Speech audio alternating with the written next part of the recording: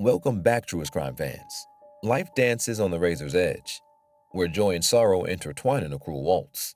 One moment, the world is a vibrant tapestry of dreams and laughter. The next, a merciless hand rips through the fabric, leaving only shreds of innocence in its wake. Such was the fate of Kathy, Candace, and Sherry, three young souls whose carefree days were brutally severed by the blade of an unspeakable evil. Their laughter echoed throughout the quiet streets of an unassuming Indiana town, only to be silenced by the haunting whispers of a nightmare turned reality. In today's episode, we delve into the depths of a cold case that has cast a dark shadow over this once peaceful community for decades. A tale woven from the threads of shattered trust, unimaginable violence, and an unwavering pursuit of justice that has spanned generations. Join us as we peel back the layers of this chilling saga, exposing the twisted mind of the Indiana cornfield slasher. This is Truest Crime, where the truth is often more terrifying than fiction.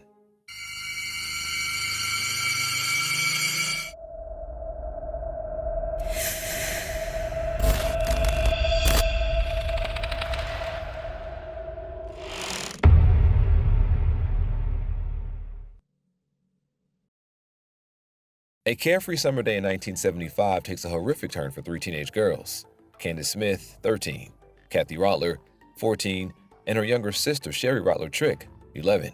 All of the girls were full of life and laughter as they hitchhiked to a teen hangout called The Barn. Not long after Kathy stuck out her thumb for a ride, a seemingly harmless stranger driving a light-colored station wagon pulled up alongside them. Little did they know, the ride they accepted wouldn't lead to fun and games, but to a terrifying fight for survival. When they got to their turn, Kathy notified the driver, pointing at the intersection, but the driver acted like he didn't hear her and drove past it. Kathy tried reasoning with the man first, asking him to turn around, but he paid her no attention. Panicking, the girls tried to escape, but the door had no handle and the window crank was gone. Kathy grabbed the steering wheel, hoping she could make him swerve off the road. Just then, the driver pulled out a gun, pressed it to her head, and threatened to blow her head off if she didn't let go and sit still. He pulled over after he arrived at rural Hancock County. What unfolded next became the stuff of nightmares.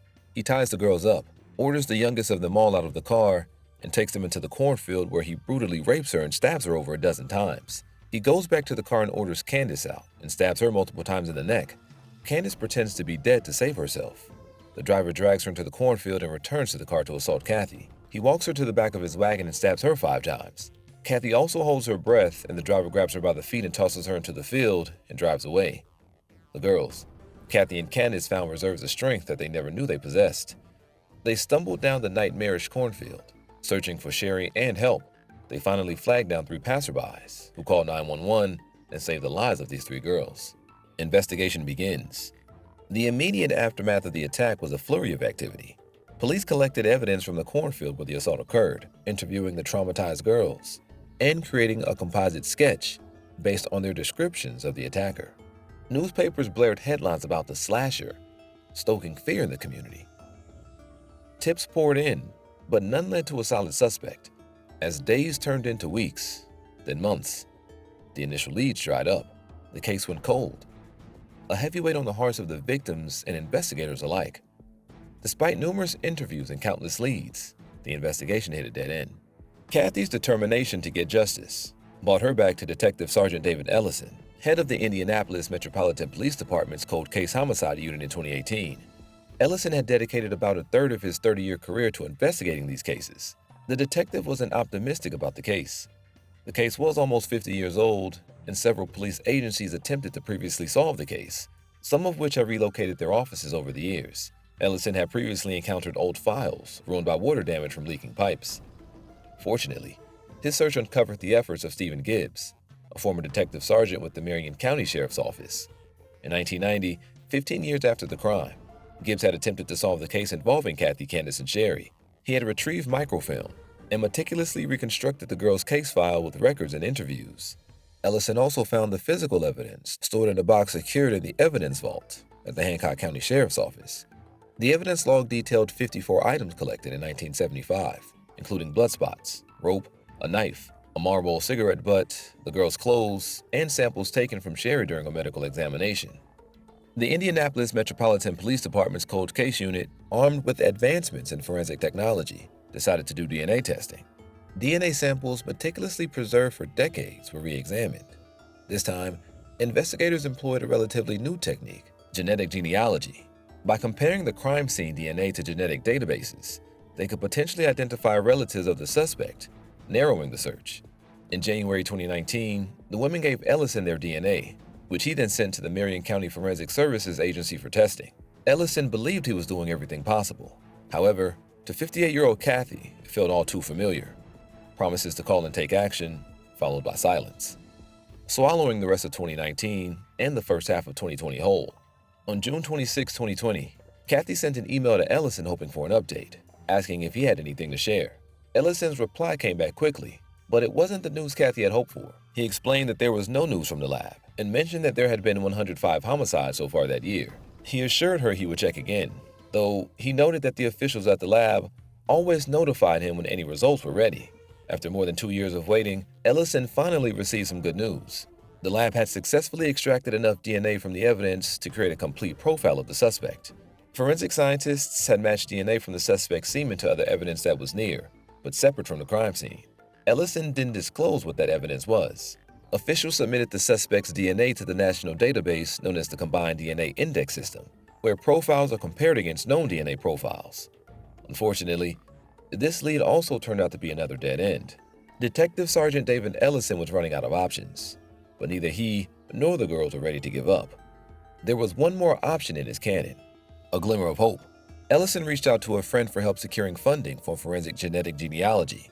This technique combines DNA testing with traditional genealogical research to generate labs in unsolved cases. It's where family tree research meets the crime lab. Forensic genealogical testing for Kathy, Candace, and Sherry's case will cost around $8,000.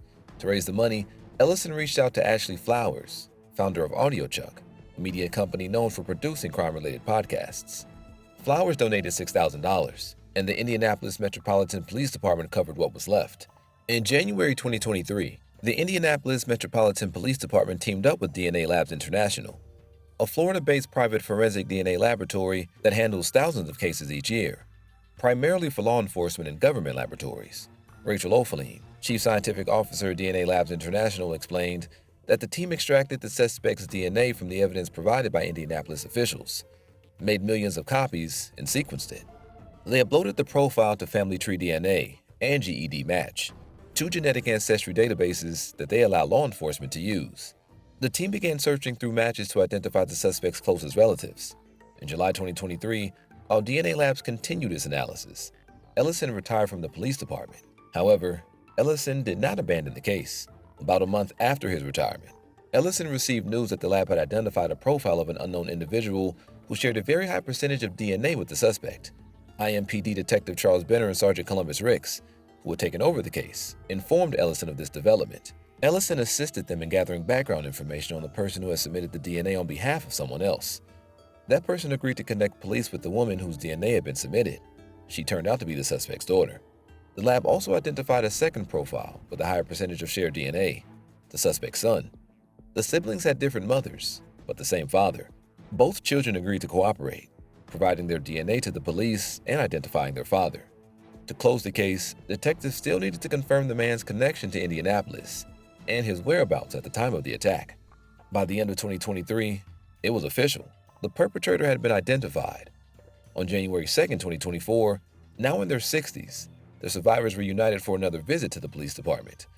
The women gathered in a conference room. They were joined by 4 police officials, including Ellison. The officials explained how the lab had identified the suspect's children through genetic ancestry databases and how the police had confirmed his identity. Then they revealed the man's name, Thomas Edward Williams, born May 21, 1934. Williams' backstory and run-in with the law. In 1966, 9 years before he attacked the girls, Williams had worn olive drab military fatigues and a rubber Dracula mask to rob a bank at gunpoint in Phoenix. He collected $3,395 and fled in a stolen car, but was arrested 10 minutes later in a nearby parking lot after witnesses saw him changing clothes. Williams pleaded guilty to bank robbery and served about 5 years in federal prison, being paroled in 1971. By 1975, the year the girls were attacked, Williams was back in Indianapolis. At 41, he lived just 4 miles from Kathy and Sherry's childhood home. He briefly married, but left Indiana again by the end of 1976, according to divorce filings. Williams resurfaced in 1977 in Texas, where he was arrested and convicted for a series of robberies. Williams died of natural causes in prison on November 13, 1983, at the age of 49. He's buried in Captain Joe Birch Cemetery, his grave marked by a cross with only his inmate number and the date of his death. While the news couldn't bring the girls true justice, it finally provided closure.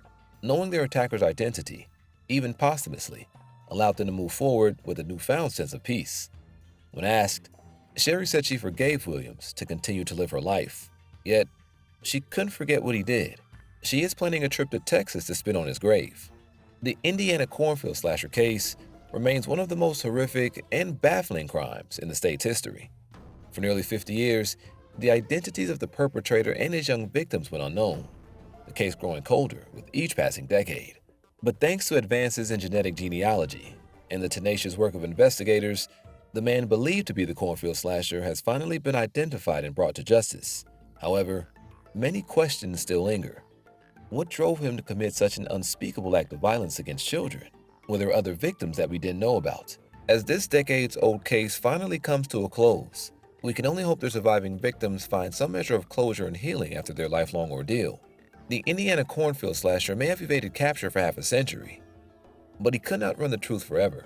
So what do you think? Is there any indication Williams had other victims, related crimes, or clear motive for this attack on 3 girls? We'd love to hear your thoughts and ideas in the comment section below. For more in-depth explorations of the human condition in its darkest corners, subscribe to Truest Crime, where the truth is often more terrifying than fiction.